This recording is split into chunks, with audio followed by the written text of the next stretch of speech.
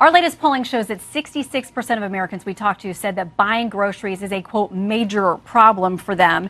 Double the amount of people surveyed say that Biden-Harris policies have hurt them rather than help them and their families economically. That's in stark contrast to how they feel when asked about the Trump administration. So what would a Harris-Walz administration do different than a Biden-Harris administration because their perception is that it's not?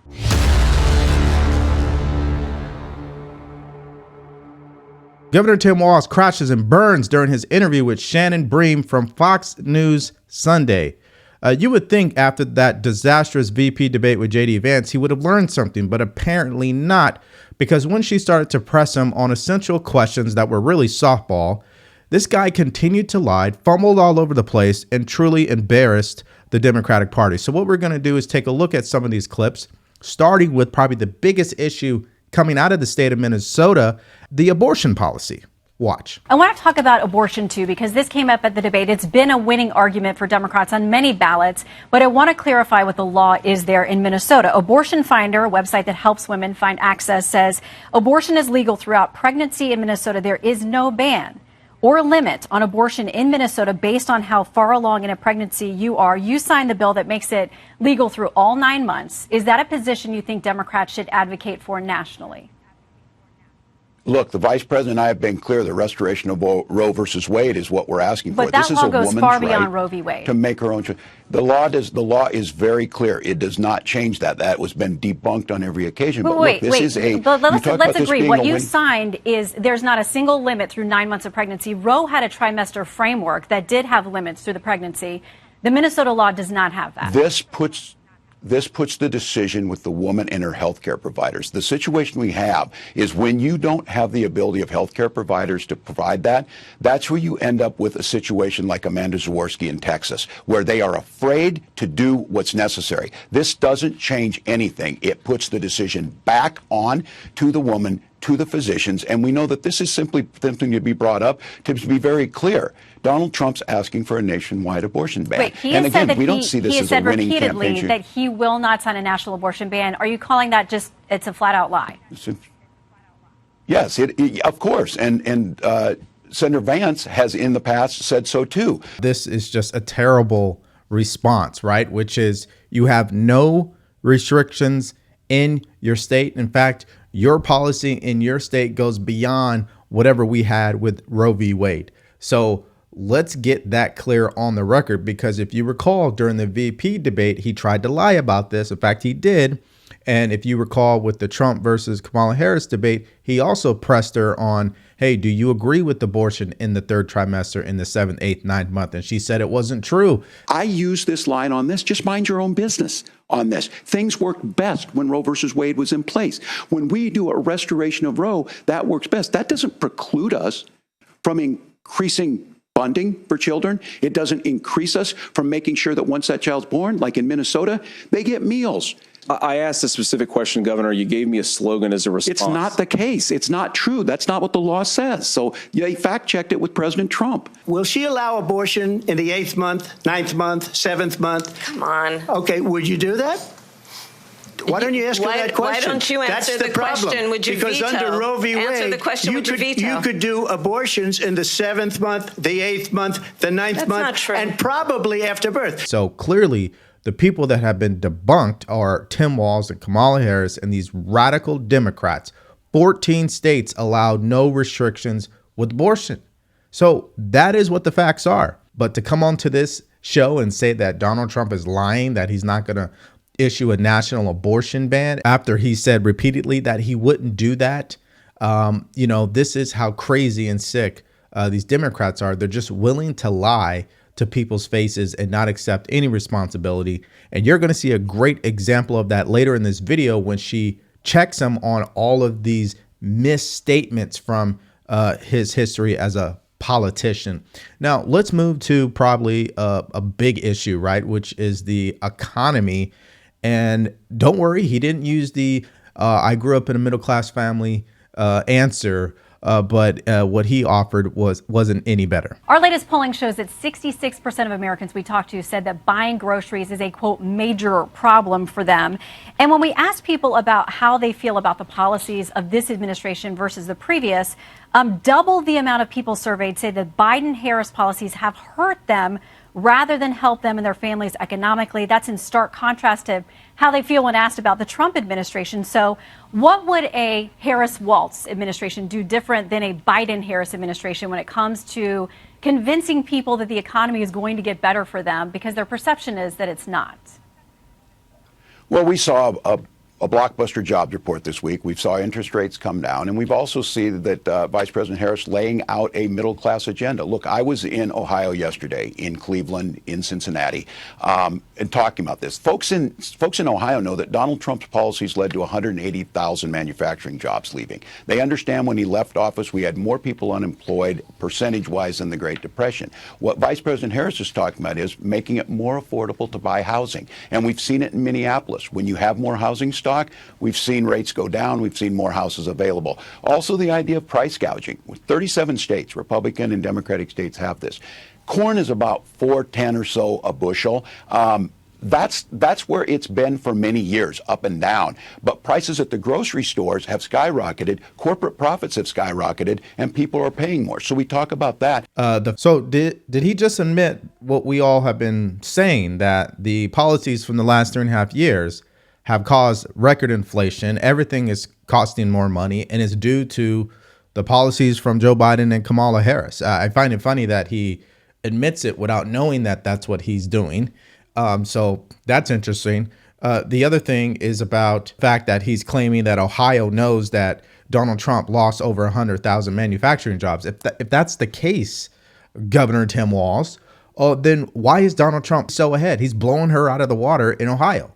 If people knew that about Donald Trump and knew that he's not the solution, why is his poll number so high in that state? And then, of course, he's going to try to use the whole price gouging messaging to kind of hook people into thinking that, yeah, we're going to come in and we're going to lower prices by implementing price gouging. Okay, so let me be clear on this. You're basically saying that if you stop price gouging, that will lower costs all across the board. People, we're not that stupid, but they do expect people to be that stupid because they think saying things like this will get people to come out and vote for them because they know they're not going to do any research. Now, Tim Walz is going to try to show off his state and use it as a way to get votes. But let me give you guys some numbers. They rank number 22 in crime, 26 when it comes to the economy, 17 when it comes to education, 16 when it comes to healthcare, even though he keeps saying that Minnesota is the best state for healthcare. Okay. Number 9 when it comes to infrastructure. Number 2 when it comes to natural environment, which geographically makes sense. And then number 12 when it comes to opportunity. So at the end of the day, I don't think, and you, I'm sure, won't think that Minnesota is the best state, even though he keeps trying to claim that. And if you didn't hear that, wait till you hear this clip. I want to talk a little bit about your record as governor because it elucidates for people how you may serve as whether you end up being the president. You'll be one heartbeat away should your ticket be successful. Wall Street Journal says this after you were chosen to join the ticket. As the Democratic governor of Minnesota, Tim Walz signed into law initiatives allowing immigrants in the country illegally to apply for driver's licenses, qualify for free tuition at state universities, and enroll in the state's free health care program for low-income residents. Are those not magnets to draw people here, many times on dangerous journeys for themselves? And why should your taxpayers in Minnesota or across the states pay for those programs? Well, that's not the vice president's position, but I will say this. Minnesota ranks as a top 5 business state. We rank as a top 3 state for children living, and we're the top state for healthcare access. I would also add this. We also have some of the safest roads. Look, the vice president has made it clear that she has policies that make a difference. Her border policies are the most strongest, the fairest we've seen. It's the now, bill Governor, that was, you know a lot of crafted. people, including your own party, would not join that statement. There are millions of people who have come here over the last few years that, they see this as an open border. Well, simply, we have a policy. Donald Trump sees it as a political. Look, James Langford in Oklahoma, the Border Patrol agents, the Wall Street Journal, the Chamber of Commerce, all said pass this legislation. You have to have Congress to authorize 1,500 new border agents. You have to have Congress to authorize DOJ to speed adjudications on these asylum claims. Those are things that would actually work. You're right. Those are things that would actually work. The problem, though, is that she invited pretty much millions of illegal migrants to cross the border. So you could keep trying to use this border bill to tell people that, yeah, you can't trust Donald Trump when it comes to the border. But the numbers say otherwise. The record says otherwise. You guys waited till 2024 to try to push a bill through, and it didn't work. What did you do in 2023? What did you do in 2022? And what did you do in 2021? Oh, yeah, that's right. You didn't do anything. She does not have a strong record when it comes to the border. She does not have a strong border security policy. We are not that stupid. They will lie to your face. They won't even make sure that what they're saying is rooted in some level of reality, like some level of truth. No, it's just a flat out lie from these people. And Tim Walz, I guess he didn't learn from his VP debate because he still can't seem to tell the truth. He still can't seem to put his ideas together in a very articulate way. And he's doing a poor job of really pushing back, in my opinion. Now, if you're getting value from this video, make sure you do me a favor, like, share, and subscribe to the channel. If you want to support us further, go to the link in the description below. You can grab yourself a t-shirt like the one I'm wearing right here, or you could buy us a cup of coffee. Now, I saved the best for last, which is probably the biggest problem we have with Tim Walz ever since he was announced as the running mate for Kamala Harris. And that is this habit that he has when it comes to lying about his record, whether it's military record or what's happened with his family or some trips that he has taken in the past. I mean, you just can't get this guy to truly tell the truth. And what does he say in the end? Oh, well, I just misspoke. I'm a knucklehead. That's not going to cut it anymore.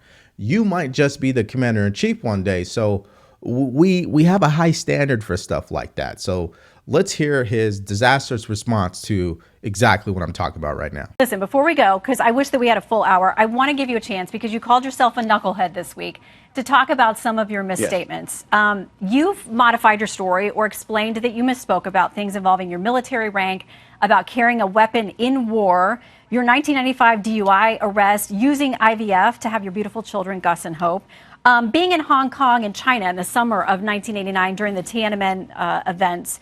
A lot of people would say they couldn't get away with saying, I'm just too passionate, my grammar's not right, I'm a knucklehead. What do you say to the American people who think, I don't know that I can trust this guy with all those modifications to be the potential commander-in-chief of this country? Yeah, well, I think they heard me. They heard me the other night speaking passionately about gun violence and misspeaking. And I got to be honest with you, Shannon, I don't think people care whether I used IUI or IVF when we talk about this. What they understand is Donald Trump would resist those things. Look, I speak passionately. I had an entire career, decades before I was in public office.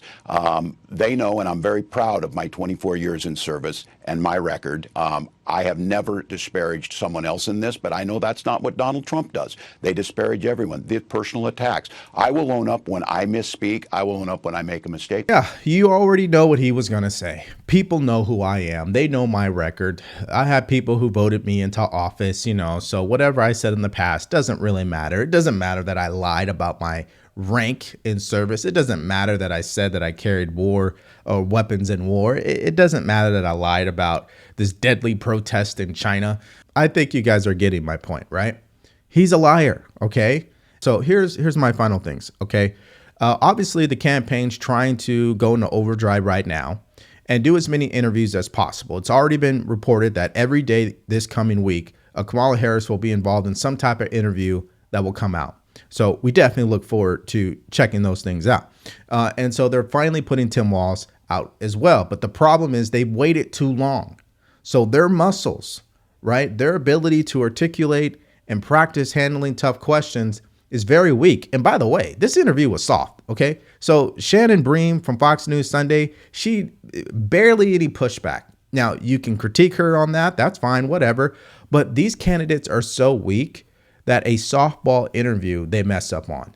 That's how crazy it is. But this is who people want to vote for. They want to vote for someone like Tim Walz. That's my opinion. What do you guys think about this interview? What grade would you give Tim Walz? and his responses. Do you agree with anything that he said? I'm sure you don't, but let me know what your thoughts are and more in the comment section below. Thank you for checking out the video today. Stay grateful, stay focused, and stay true. Peace.